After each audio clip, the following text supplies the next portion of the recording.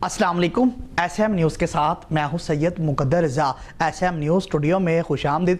खबरों के सिलसिले को मज़ीद आगे बढ़ाते हुए खबर शामिल करते हैं लाहौर से।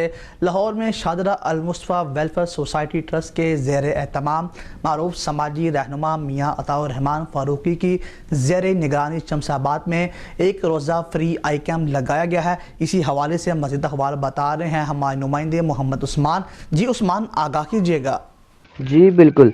शहादरा अल मुस्तफ़ा वेलफेयर सोसाइटी ट्रस्ट के ज़ेर एहतमाम मारूफ समाजी रहनुमा मियाँ अताउर रहमान फ़ारूकी की ज़ेर निगरानी में शमशाबाद अल रहमत पब्लिक स्कूल में एक रोज़ा फ्री आई कैंप लगाया गया, जिसका इफ्तिताह उम्मीदवार MPA जवाद खालिद गुजर ने किया। कैंप पर 300 से ज़ायद मरीज़ों का चेकअप किया गया।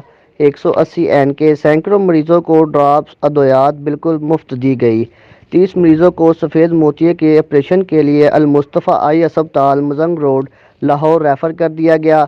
इस मौका पर मलक बिलाल, मलक हाजी मुश्ताक, मलक शहजाद, मलक अली रज़ा, नवीद मुगल, मलक ताहर, मलक उस्मान ने कैंप का दौरा किया।